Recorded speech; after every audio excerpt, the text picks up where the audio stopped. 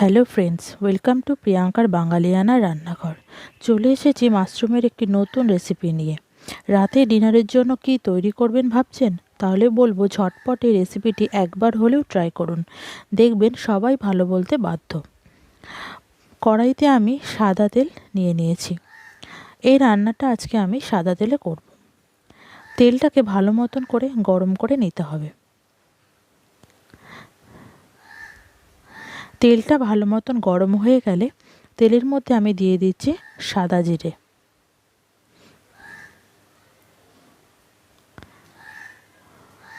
ফোড়নটা ভালো মতন হয়ে গেলে আমি এখন দিয়ে দেবো দুটো বড় সাইজের পেঁয়াজ কুচি।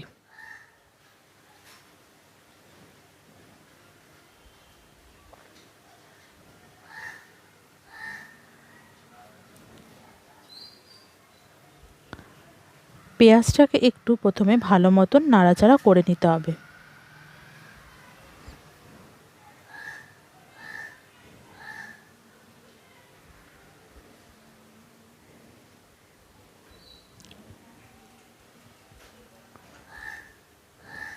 এরপরে আমি দিয়ে দিচ্ছি পরিমাণ মতন লবণ।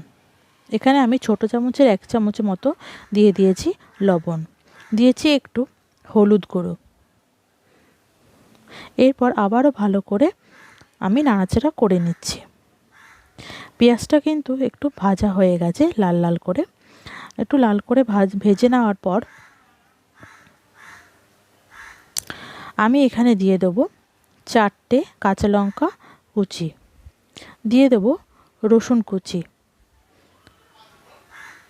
3 থেকে 4 কোয়া রসুন কুচি।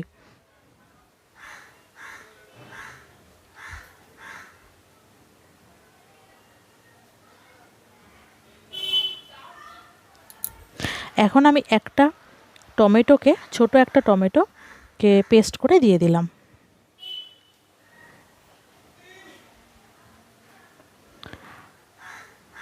টমেটোটাও কিন্তু ভালো মতন গলে গেছে।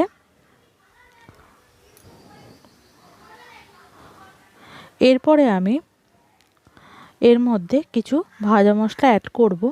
যেমন প্রথমে আমি দিলাম 1 চামচের মতো ধনে গুঁড়ো, দিয়ে দিলাম একটু জিরে গুঁড়ো, দিয়ে দিচ্ছি কাশ্মীরি লাল লঙ্কার গুঁড়ো।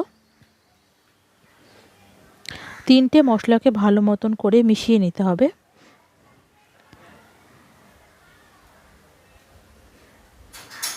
মশলাটা একটু মিশিয়ে নেওয়ার পর আমি দিয়ে দিচ্ছি একটু জল। এরপরে গ্যাসটাকে বাড়িয়ে ভালো মতন মশলাটাকে কষিয়ে নিতে হবে।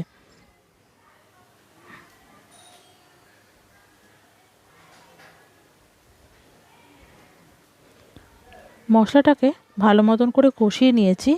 এখন আমি এখানে দিয়ে দিলাম অর্ধেক ক্যাপসিকাম,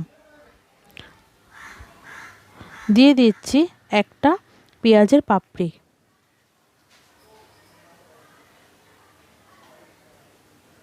এরপরে আবারও ভালো মতন করে নাড়াচাড়া করে নিচ্ছি।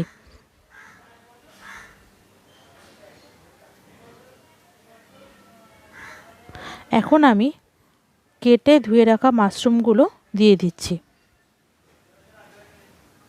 এখানে 200 গ্রাম মাশরুম আছে। মাশরুমটাকে ভালো মতন কেটে ধুয়ে নিয়েছি। মাশরুমটাকেও এবার আমি পেঁয়াজের সাথে, সব মশলার সাথে ভালো করে মিশিয়ে নেব।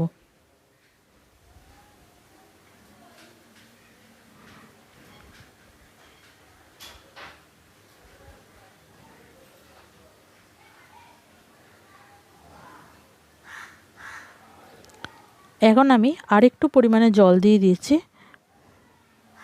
মাশরুমটা যাতে তাড়াতাড়ি করে সেদ্ধ হয়ে যায় তার জন্য একটু জল দিয়ে আমি কিছুক্ষণের জন্য রেখে দেবো।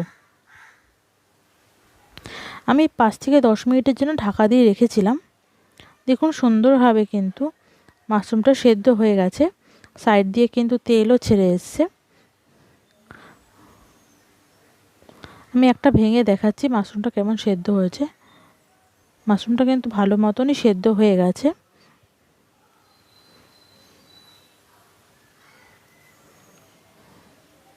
এরপরে আরও একটু কিছুক্ষণের জন্য ঢাকা দিয়ে রেখেছিলাম। 2 থেকে 3 মিনিটের জন্য। 2 থেকে 3 মিনিট হয়ে গেছে।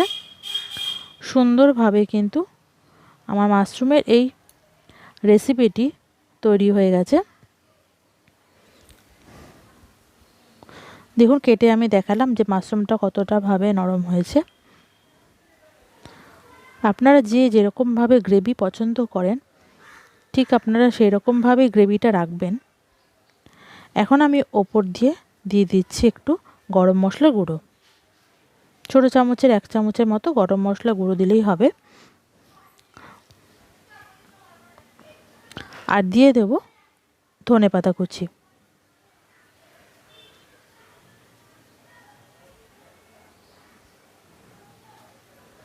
দেখুন কত সুন্দরভাবে আর খুব তাড়াতাড়ি কিন্তু 10 থেকে 15 মিনিটের মধ্যেই কিন্তু রেসিপিটি তৈরি হয়ে গেল। রাতে ডিনারের জন্য পারফেক্ট রেসিপি। আপনারা এই রেসিপিটি মাশরুমের রুটির সাথেও খেতে পারেন বা ভাতের সাথেও খেতে পারেন, ভালো লাগবে খেতে। আমি এখন সবার উপরে দিয়ে দিলাম একটু পেঁয়াজের পাপড়ি।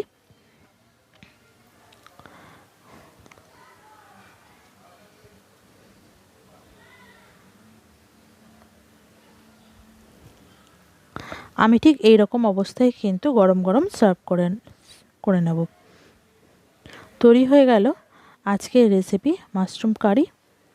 আপনাদের কাছে অনুরোধ করছি প্লিজ পুরো ভিডিওটি দেখুন। দেখা হয়ে গেলে প্লিজ লাইক করবেন, শেয়ার করবেন, আর আমার এই চ্যানেলটিকে অবশ্যই করে সাবস্ক্রাইব করে দেবেন। আর কমেন্টের মাধ্যমে অবশ্যই জানাবেন আপনাদের কেমন লেগেছে। আপনাদের কাছে বলছি আপনারা বাড়িতে এটা একবার হলেও ট্রাই করুন, দেখবেন সবাই খেয়ে ভালো বলতে বাধ্য হবে। তাহলে আজই তৈরি করে ফেলুন মাশরুমের এই রেসিপিটি।